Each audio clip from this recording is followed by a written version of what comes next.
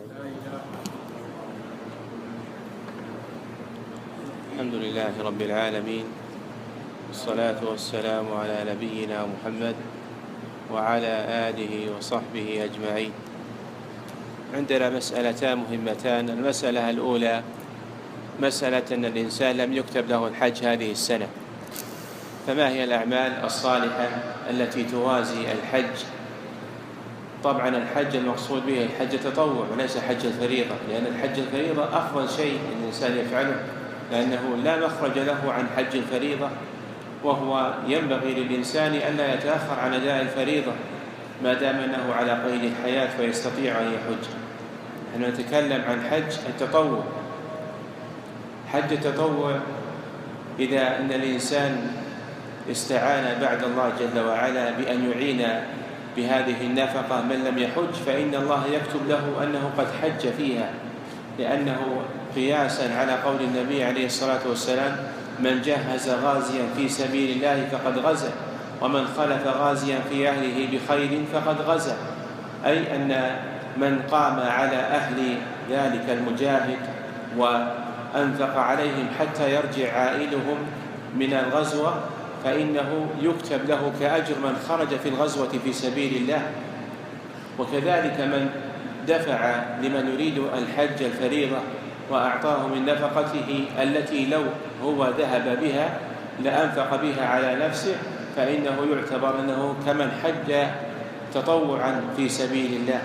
خرج عبد الله بن المبارك رحمه الله وكان معه مجموعة يريد الحج، وكان كثير الحج رحمه الله، فاعترضته امرأة قالت: إن لنا أياما نأكل الميتة، وإن ليس لنا شيء نأكله، وإن ليس عندنا شيء إلا هذا الإزار الذي نلبسه، ولا عندنا شيء.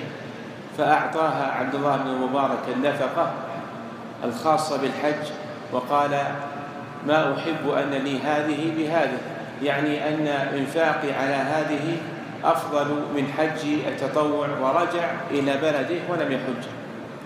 وقال الإمام أحمد بن حنبل رحمه الله: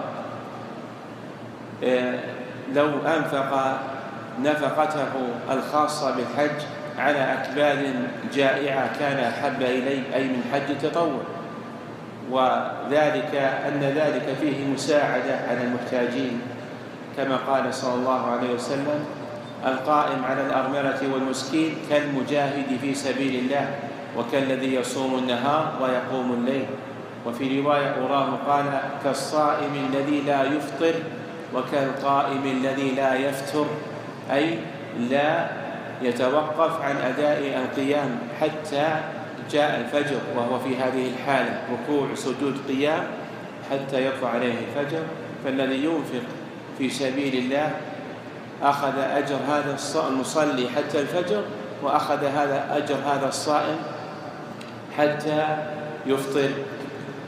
وقيل للنبي عليه الصلاة والسلام: ما الذي يوازي الجهاد في سبيل الله؟ قال: لا تستطيع. قال: ما هو؟ قال: هل تستطيع إذا خرج في الرباط أن تقوم فتصلي وتصوم حتى يرجع؟ قال: لا. قال: فهذا هو الذي يعدله، أو كما قال صلى الله عليه وسلم. فهذه بالنسبة للمسألة الأولى، حتى أن الإنسان لا يتحسر على أداء ذلك، ويعلم أنه على خير إن فعل هذه الأمور التي تقربه إلى الله. المسألة الثانية، ذكر شيخ الإسلام ابن تيمية رحمه الله كلاما وذكر قاعدة، قال: ما جاء النص عليه في الشارع في وقت معين فإنه أفضل من أن يعمل مكانه شيء آخر من العبادات. إذا الإنسان سمع الأذان، يشرع للإنسان إذا فرغ المؤذن من الأذان أن يقول ما ورد من الدعاء، مثلا: اللهم رب هذه الدعوة التامة والصلاة القائمة. لو أن الإنسان فتح المصحف وبدأ يقرأ بعد الأذان، هل أفضل ولا الأفضل أن يقول هذا الدعاء؟ يقال له: الأفضل أن تقول هذا الدعاء ثم تقرأ القرآن إن شئت، لأن في هذا الوقت الدعاء بعد الأذان أفضل من غيره، لأنه ورد به النص. لو أن إنسانا قام من النوم قبل صلاة الفجر وأخرج مصحفه يريد أن يقرأ والآخر يستغفر، أيهم أفضل؟ قيل أن الاستغفار أفضل، لأن الله سبحانه وتعالى نص عليه بقوله والمستغفرين بالأسحار، والوقت الذي قبل صلاة الفجر يسمى السحر.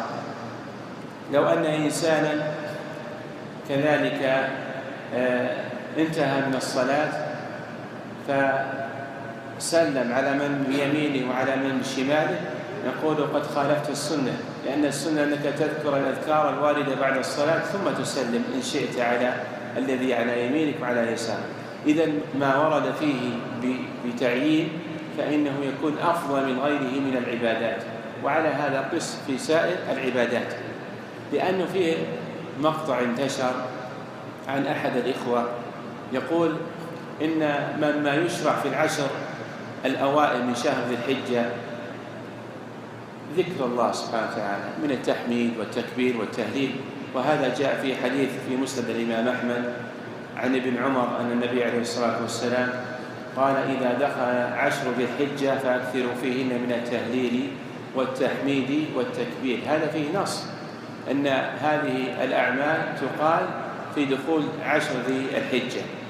طيب عشر ذي الحجة هذه أيام، ما هي يعني فرصة قليلة أن الإنسان إما أنه يذكر الله فيها أو أنه يذكر فيه أشياء أخرى، بمعنى أن الإنسان في هذا اليوم من أيام شهر ذي الحجة عشر ذي الحجة يستطيع أن يقرأ القرآن ويذكر الله وأن يفعل الأعمال الصالحة الأخرى، إذا ما في مزاحمة. إذن هو نص أن من قال هذا الذكر فإنه أفضل من تلاوة القرآن. أنا أعتقد أن هذا قياس بعيد، لأن الإنسان يستطيع أن يقرأ القرآن ويستطيع أن يحمد الله ويكبره ويثني عليه وهو في هذه العشر ويعمل أعمال أخرى كذلك. إذن المسألة ليست ضيقة مثل الدعاء الذي بعد الأذان، إما أنك تقوله أو تقول غيره، أو مثلا الدعاء خروج من المسجد، أو مثلا دعاء دخول المسجد، أو مثلا الدعاء الذي يقال عند الأكل. هذا فعلا ما يستطيع الإنسان يقول إلا هذا الدعاء، لأنه في فرصة قليلة. لكن العشر الأوائل من شهر الحجة ما يمنع الإنسان أن يقرأ القرآن ويذكر الله جل وعلا ويتصدق ويعمل الأعمال الصالحة الأخرى، لأنه ما في مزاحمة. إذن قوله إن التهليل والتكبير والتحميد أفضل من قراءة القرآن في العشر الأوائل من شهر ذي الحجة يقال له هذا قياس خاطئ، لأن قراءة القرآن أفضل الأعمال والقرآن من الذكر. يقول الله جل وعلا وأقم الصلاة لذكري، ويقول جل وعلا وإنه لذكر لك ولقومك وسوف تسألون. فالله سبحانه وتعالى سمى القرآن ذكر، وهو أفضل أنواع الذكر على الإطلاق، وأفضل كلمة يقولها الإنسان في الذكر لا إله إلا الله وحده لا شريك له له الملك وله الحمد وعلى كل شيء قدير. إذن الإنسان جمع في قراءة القرآن بين الذكر وبين المناجاة لله وبين ترديد كلامه وبين محبة ذلك والإكثار منه، وهو كله في خير، لأنها هذه عبادة عظيمة من أجل العبادات الصالحة، فلا يمنع الإنسان من فعل ذلك. وجاء الحث على الاجتهاد في العشر الأوائل من ذي الحجة بأنواع الطاعات، من صلاة ومن ذكر ومن دعاء ومن قراءة قرآن ومن أمر بالمعروف والنهي عن المنكر ومن صلة للأرحام ومن إحسان إلى الأقارب والمساكين والمستحقين. كل هذا داخل في الأعمال الصالحة التي ينبغي للإنسان أن يفعلها في هذه العشر، فلا ينبغي التحجير على الناس وبيان أن فعلهم هذا مفضول، كله على خير، لأنه جاء مطلقا في الحديث العمل الصالح، أي شيء يصدق عليه أنه عمل صالح فإنه يعمله. وطلع علينا واحد قال إن الصيام في العشر الأوائل من شهر ذي الحجة أنه غير مشروع، لأن الذي ورد فيه حديث ضعيف.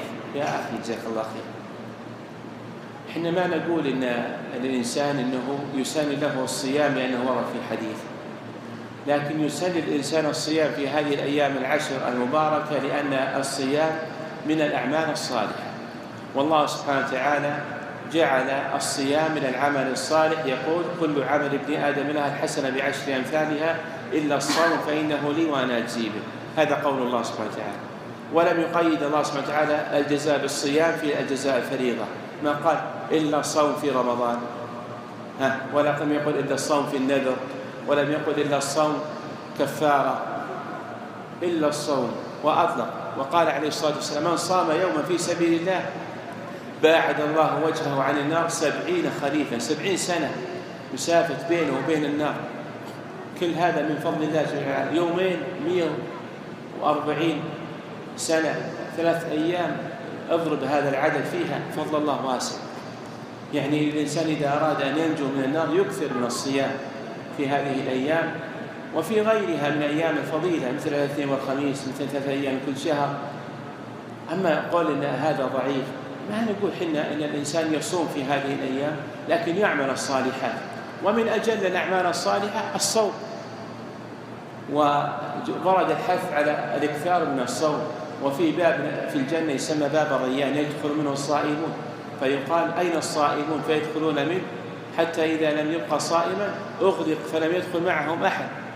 فالذي يكثر من الصيام يعرف من الدخول بهذا الباب.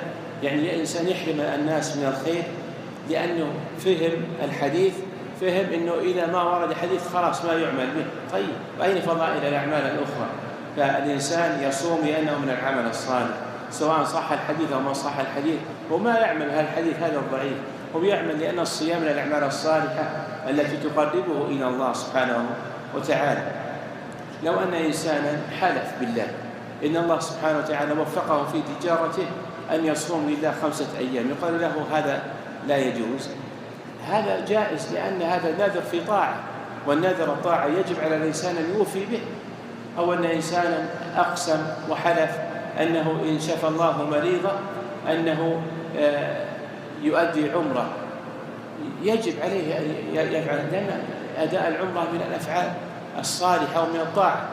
أما كون الإنسان عليه نسأل الله العافية يقول مثلا يحلف بالله مثلا أو عليه نذر إن الله سبحانه وتعالى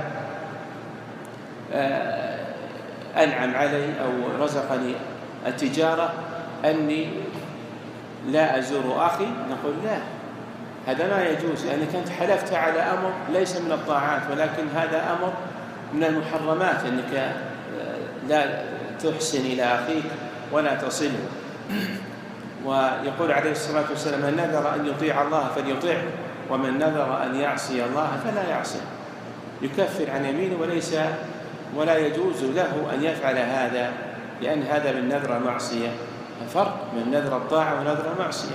والصيام من أفضل الأعمال الصالحة، فنسأل الله جل وعلا أن يقربنا إليه بالعمل الصالح الذي يرضيه، وأن يجعل أعمالنا خالصة لوجهه الكريم، وأن يعيننا في هذه الأيام وفي غيرها على ذكره وشكره وحسن عبادته، ويرزقنا الفقه في الدين. صلى الله وسلم على نبينا محمد.